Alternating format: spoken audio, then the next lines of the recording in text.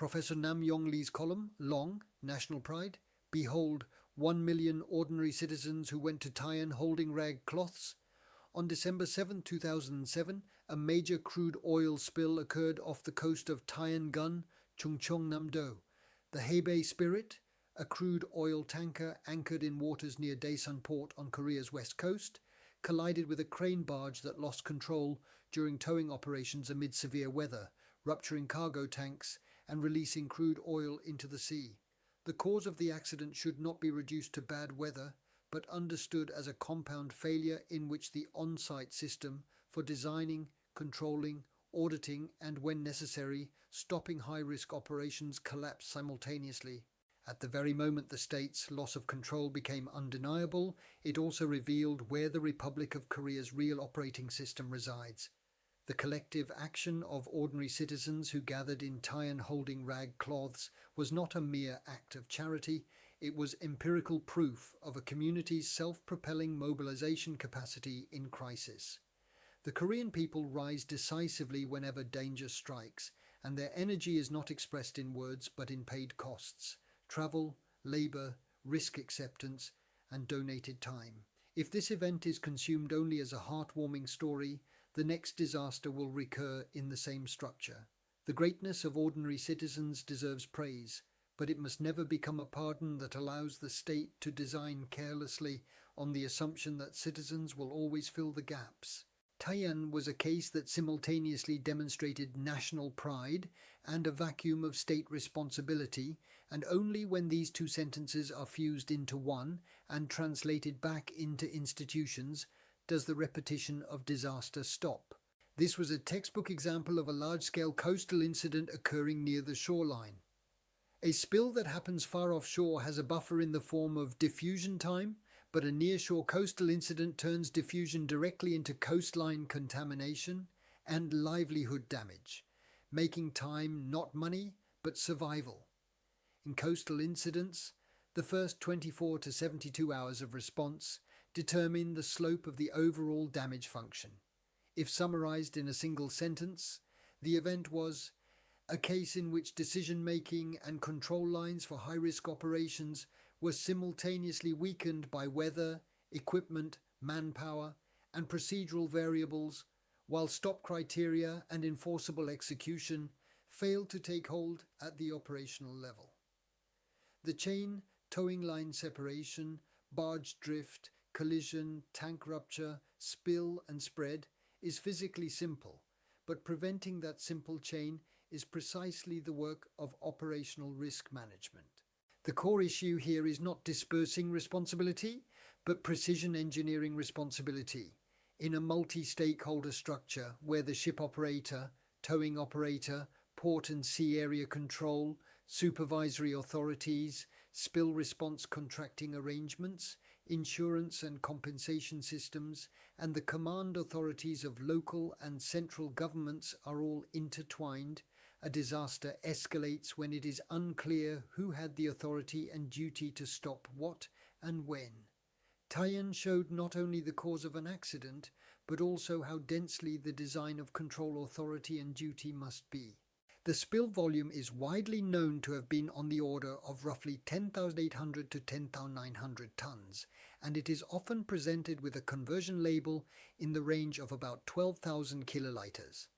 This number is not meant to manufacture a symbol of being the world's largest, but is an input variable governing the scale of response resource deployment, waste processing volume, length of contaminated coastline, ecological recovery time, and the distribution of regional economic loss. Even with the same tonnage, the felt damage multiplies when near-shore proximity is combined with currents and winds, coastal topography, and winter weather conditions. Taean's real number is people. Records and recollections repeatedly note that volunteer participation accumulated beyond 870,000 and approached 1 million, and society remembers this as 1 million ordinary citizens. This scale of voluntary field deployment does not merely mean participation, it means individuals bore transportation, lodging, meals, and opportunity costs while supplementing state functions. Exposure and safety must also be managed numerically. Spill response sites are high-risk work environments where hazardous inhalation, skin contact, cuts and falls, hypothermia, musculoskeletal injury, and cumulative fatigue converge. The more a large number of non-professional personnel are deployed, the more the National Operating Corps must become a system of safety training, protective equipment distribution, work standards, health monitoring, emergency medical support, and exposure records. When this is obscured by a narrative of inspiration, secondary harm behind the hero story remains. The structure of damages is not a single number but a function. Estimated damages cannot be frozen into one figure because losses exist in at least 4 layers. The first is direct response cost, such as cleanup and waste processing. The second is income loss, driven by the collapse of sales in fisheries, tourism, and local commerce. The third is the degradation of ecosystem service value and restoration costs. The fourth is the rise in transaction costs and the erosion of regional brand value caused by the breakdown of trust. Taean's damages span widely depending on timing and criteria, from estimates in the hundreds of billions of won to claim totals reaching the trillion won scale. Early on, estimates in the 500 to 700 billion won range were often discussed, and as legal and administrative assessments progressed over time, total damages were sometimes cited at around the 700 billion won level. At the same time, cumulative claims were presented even at the trillion won scale, showing that the disaster did not end with on-site cleanup, but spread into a regional cash flow crisis. The critical lens for interpreting these numbers is not public greed, but system friction costs. The gap between what victims demand and what is recognized reflects administrative and legal friction costs, unclear evidentiary standards, the absence of valuation models, review bottlenecks, and prolonged disputes.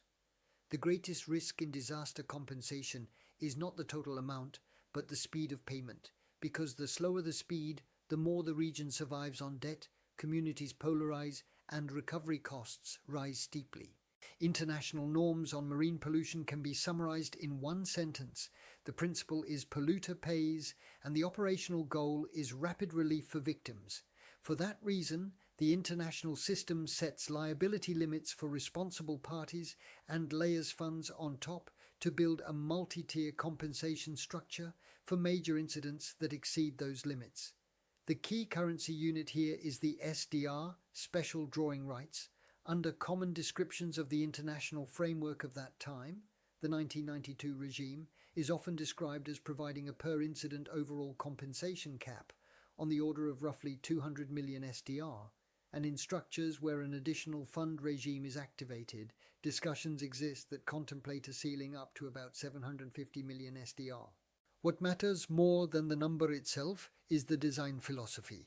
The standard is a structure in which victims are paid first, regardless of liability disputes, and later the responsible parties settle through recourse and final accounting.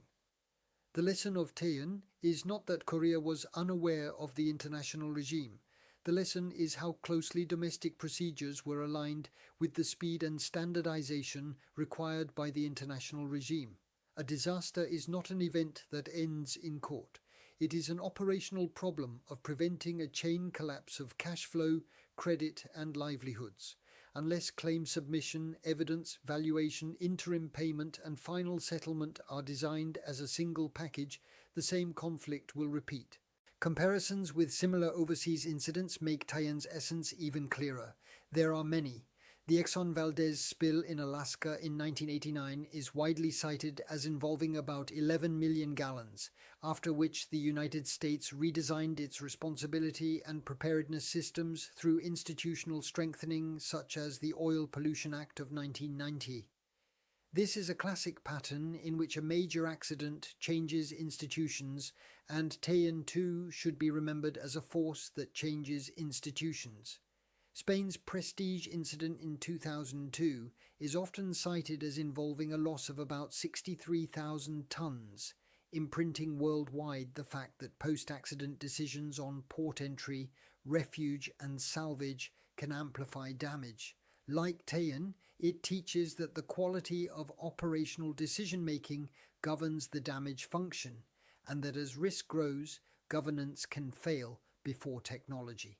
The Deepwater Horizon disaster in the Gulf of Mexico in 2010 is widely known as an ultra-large incident at around 4.9 million barrels, followed by multi-year restoration, penalties and settlements, and ecological recovery programs.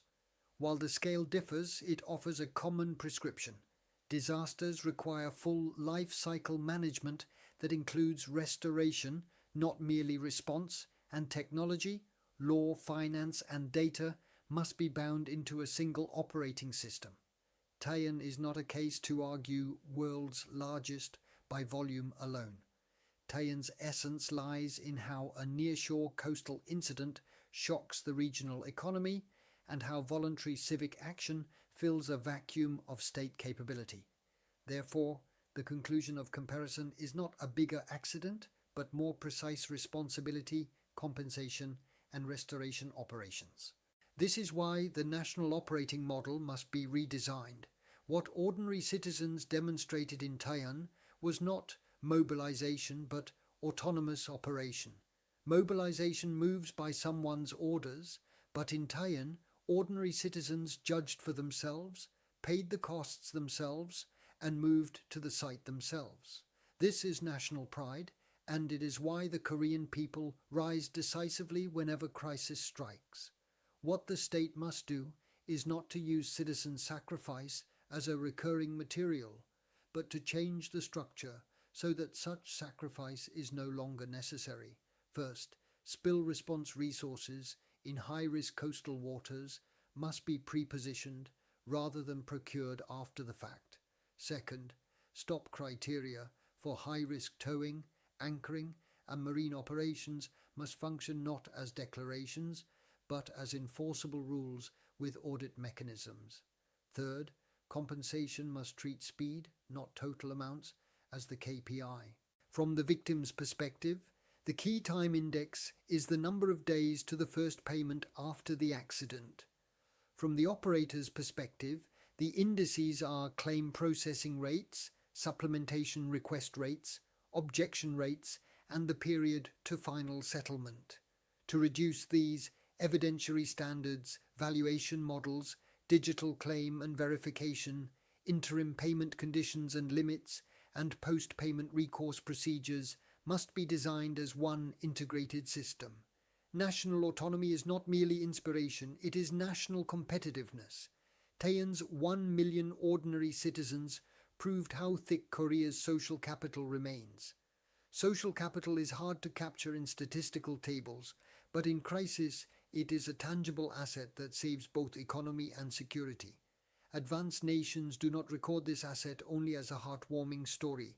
They elevate it into repeatable capability through institutions, training, safety, and data. Volunteerism becomes sustainable only when it is built as a standard package, including registration and training, safety equipment, insurance, health management, work records, and psychological recovery. Only then, in the next crisis, citizens' spontaneity can manifest as higher quality professional solidarity and accumulate not as sacrifice, but as mature community operation. Civic goodwill grows stronger when it is protected, and when it is not protected, it turns into fatigue and cynicism.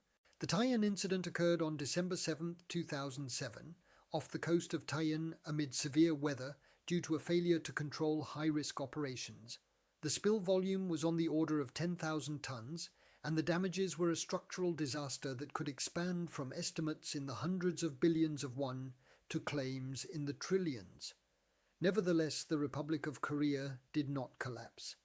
The Korean people rose decisively in crisis and cleaned the sea, and that is national pride. The remaining task is to translate the greatness of ordinary citizens into the precision of the state.